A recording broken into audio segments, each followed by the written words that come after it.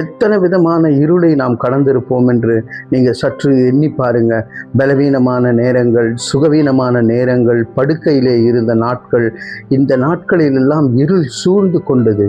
ஆனால் கர்த்தருடைய தீபம் நம் தலையின் மேலே எரிந்து கொண்டு இருந்தபடியினாலே ஆண்டவர் நம்மை அந்த இருளிலிருந்து நம்மை கடந்து வர செய்திருக்கிறார். பிரியமானவர்களே, பிரியமானவர்களே, யோபு 29வது அதிகாரம் 2-3 வசனங்களிலே, சென்று போன மாதங்களிலும் தேவன் என்னை காப்பாற்றி வந்த நாட்களிலும் எனக்கு உண்டாயிருந்த சீர் இப்பொழுது இருந்தால் நலமாயிருக்கும். அப்போது அவர் தீபம் என் தலையின் மேல் பிரகாசித்தது, அவர் அருளின வெளிச்சத்தினால் இருளை கடந்து போனேன். ஆண்டவர் செய்த நன்மைகளை நினைத்து பார்க்க நாம் அழைக்கப்பட்டிருக்கின்றோம்.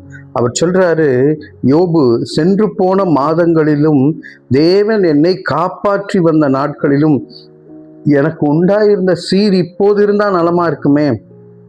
அது மாத்திரமல்ல, அப்போது அவருடைய தீபம் என் தலையின் மேலே பிரகாசித்தது, அவர் அருளின வெளிச்சத்தினாலே இருளை கடந்து போனோம். நம்முடைய தேவனுடைய தீபம் நம் தலையின் மீது எரிந்து கொண்டு இருக்கிறபடினாலே தான் இந்த காலகட்டத்திலையும் நாம் கடந்து போகின்றோம். இருள் சூழ்ந்த காலங்களிலே நாம் கடந்து போகின்றோம். பிரியமானவர்களே, எத்தனை விதமான இருளை நாம் கடந்திருப்போம் என்று நீங்கள் சற்று எண்ணி பாருங்க.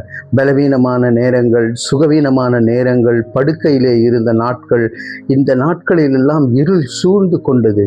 ஆனால் கர்த்தருடைய தீபம் நம் தலையின் மேலே எரிந்து கொண்டு இருந்தபடியினாலே ஆண்டவர் நம்மை அந்த இருளிலிருந்து நம்மை கடந்து வர செய்திருக்கிறார். பிரியமானவர்களே, அது மாத்திரம் இல்லை, எவ்வளவு பாருங்க, முந்தி இருந்த சீர் இப்பொழுது இருந்தால் நலமாய் இருக்குமே என்று சொல்லி யோசித்து பார்க்கின்றார். அப்படியே ஜெபித்து பார்க்கும்பொழுது அவர் இழந்த எல்லாவற்றையும் இரட்டத்தனையாய் பெற்றுக்கொண்டார் என்று நாம் பார்க்கின்றோம் யோபு முடிவிலே. பிரியமானவர்களே, இன்றைக்கு எப்படிப்பட்ட சூழ்நிலை உங்களை இருள் சூழ்ந்து காணப்படக்கூடிய நேரமாய் இருக்கலாம் பிரியமானவர்களே, ஆனால் கர்த்தருடைய தீபம் தலைக்கு மேலே எரிந்து கொண்டிருக்கின்றது. இதை உணர்ந்தவர்களாய் ஆண்டவரிடத்திலே நாம் ஒப்பு கொடுப்போம்.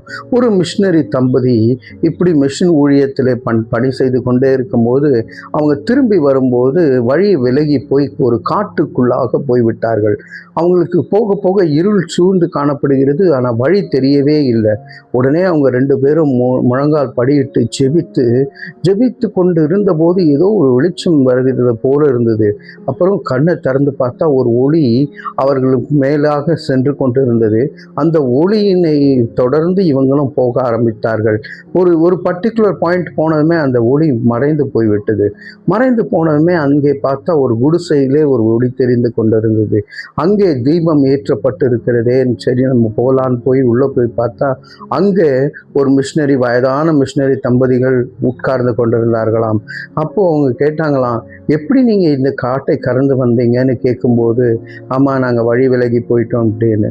அங்கே 4 பேரும் சேர்ந்து ஜெபித்து உணவை உண்டு உறங்கி அடுத்த நாள் நிம்மதியாக புறப்பட்டு சென்றார்களாம்.